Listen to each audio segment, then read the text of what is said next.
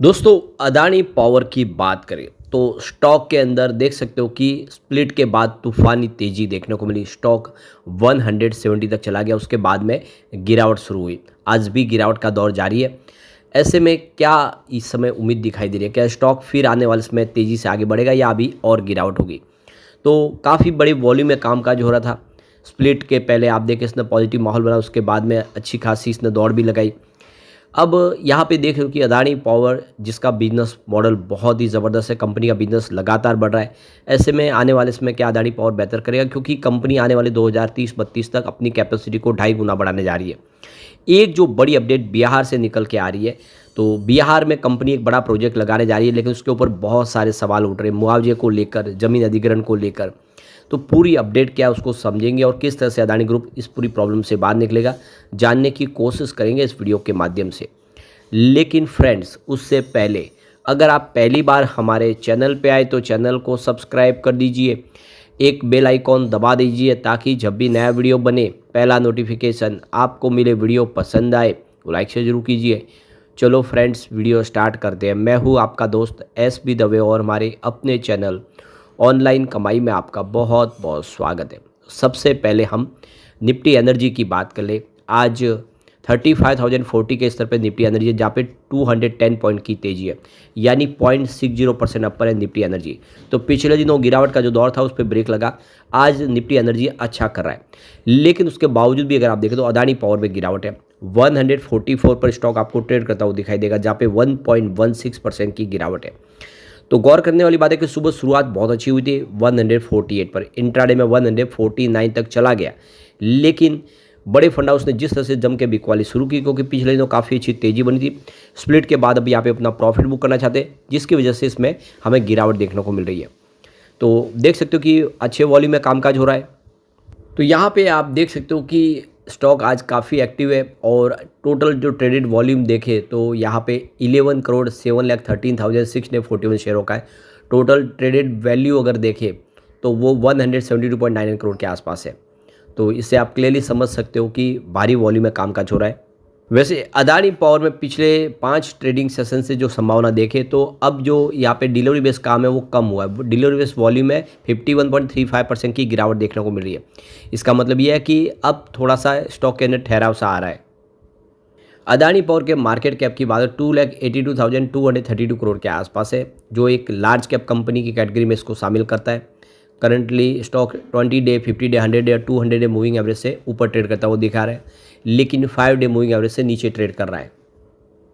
अब एक जो बड़ी अपडेट बिहार से निकाल के आ रही है, देख सकते हो कि अदानी पावर बिहार में 21,400 करोड़ का एक बड़ा प्रोजेक्ट करने जा रहे हैं। करीब 2,400 मेगावाट का ये बड़ा प्रोजेक्ट होगा, जो बिहार में शुरू होने जा रहा है थर्मल पावर प्लांट का। तो इसको लेकर जो विपक्ष है बहुत सारे सवाल उठा रहे कि बहुत सस्ते में ज़मीन दी गई है अदानी ग्रुप को। तो ये जो पावर प्लांट है ये भागलपुर के पीर पैंती में बनना है, और ये देख सकते हो कि 15 सितंबर को PM नरेंद्र मोदी ने इसका शिलान्यास भी किया है। तो विपक्ष का यहाँ पे सवाल आ रहा है कि सिर्फ 1 रुपये की प्राइस से ज़मीन किसानों से ली गई है, और देख सकते हो कि उनको काफ़ी ज़्यादा इसमें सस्ते में ज़मीन ले ली गई है, और 10 लाख जो पेड़ है भी कटेंगे इस पूरे प्लांट को तैयार करने में। ज़मीन ये 33 साल के लिए दी गई है। तो विपक्ष भले सवाल उठा रहे हो, लेकिन जो वहाँ के लोकल लोग हैं वो कह रहे कि विवाद प्लांट के ऊपर है ही नहीं, हम इस प्लांट से खुश हैं और इसको जाने भी नहीं देंगे। इससे हमारे एरिया को फ़ायदा होगा। हमारे जो लड़के जो बाहर कमाने जाते हैं, दिल्ली, गुजरात, पंजाब जा रहे हैं, वो यहीं पर उनको रोज़गार मिलेगा। तो हमें तो कोई इसमें तकलीफ़ नहीं है इस प्लांट में जो भी सवाल निकले, लेकिन सवाल ये आ रहा है कि जो ज़मीन की जो कीमत रखी गई है वो एक ही टाइप की ज़मीन के अलग अलग मुआवजा दिया गया है। वो थोड़ा सा यहाँ पे लोगों को उसके लेकर सवाल है। अब जहाँ पे प्लांट बन रहा है वहाँ पे देख सकते हो कि पूरा एक गांव बसा हुआ है, उनको वहाँ से गांव खाली करने का नोटिस दिया गया, तीसरी बार नोटिस दिया गया है। लेकिन उनका कहना है कि गांव को कहीं और बसाने की भी व्यवस्था नहीं की गई है। मुआवजा मिला है लेकिन सही कीमत नहीं मिलने की वजह से अब तक हमने वो लिया भी नहीं है। तो ऐसे कुछ सवाल निकल के आ रहे हैं। वहाँ के जो लोकल लोग हैं उनका कहना है कि अगर हम बाहर कहीं ज़मीन खरीदने जाएंगे घर बसाने के लिए तो 5 लाख रुपीज़ डिसमिल लगेगी, जबकि हमें 40,000 डिसमिल के हिसाब से मुआवजा मिला है। तो ऐसे में हम अपना घर कैसे बना पाएंगे? लेकिन हकीकत ये है कि 97% से ज़्यादा किसानों को ऑलरेडी मुआवजा दे दिया गया है और जो बचे हैं उनके दो कारण हैं, एक तो आपसी विवाद की वजह और दूसरा है कि फर्म ने अभी पेपर नहीं दिए। कुछ का मामला है कि लैंड एक्विजिशन अपीलेट ट्रिब्यूनल में है, इस मामले की वजह से सिविल कोर्ट में अपील की गई है, जिसकी वजह से यहाँ पे देखिए डॉक्यूमेंट अभी पहुँचे नहीं, जिसकी वजह से रुका है। बाकी ओवरऑल ये देख सकते हो कि मुआवजा सबको दे दिया गया है। तो कुछ सवाल यहाँ पे पूछे जा रहे हैं विपक्ष की तरफ से कि ₹1 रेट से ज़मीन लीज पर दी गई है अदानी ग्रुप को, एक तरह से सरकार ने उनको गिफ्ट दिया है। इस प्रोजेक्ट के लिए 10 लाख पेड़ काटे जाएंगे। ज़मीन का आसानी से सौदा करने के लिए उपजाऊ खेतों को गलत तरीके से बंजर ज़मीन दिखाया गया है। बिहार के लोगों को ₹6 प्रति यूनिट की बिजली मिलेगी, जबकि महाराष्ट्र और उत्तर प्रदेश में इससे दर कम है। तो ये सारे सवाल निकल के आ रहे हैं, लेकिन सरकार ने भी जवाब दे दिया है। सरकार ने कहा है कि अदानी पावर ने इलेक्ट्रिसिटी एक्ट की धारा 63 तहत टीबीसीबी के जरिए कराई बोली में प्रोजेक्ट हासिल किया है, यानी उनको हमने दिया नहीं बल्कि उन्होंने बोली के माध्यम से जीता है। तो देखिए कि जो मिनिस्टर है नीतीश मिश्रा ने साफ किया कि यह ज़मीन Bihar state power generation company को 2022 में ₹1 सालाना की दर से पट्टे पर ट्रांसफ़र कर दी गई थी। तो हाल की जो प्रक्रिया जो बोली लगी उसमें अदानी ग्रुप ने इसको हासिल किया है और बिजली की दर, बिजली का उत्पादन लागत कम करने के लिए सिलेक्शन प्रोसेस का हिस्सा थी। ज़मीन का स्वामित्व पूरी तरह से बिहार सरकार के ऊर्जा विभाग के पास ही है, यानी ज़मीन का जो स्वामित्व है वो अदानी ग्रुप के पास नहीं होगा बल्कि सरकार के पास ही रहेगा। तो एक तरह से भ्रम की स्थिति फैलाई जा रही है। तो ₹1 का जो ये पूरी पॉलिसी है, बिहार सरकार ने अगस्त 2025 में बिहार औद्योगिक निवेश प्रोत्साहन पैकेज की मंजूरी दी थी। इसके तहत निवेशकों को सिर्फ ₹1 टोकन पर ज़मीन देने की पेशकश की गई थी।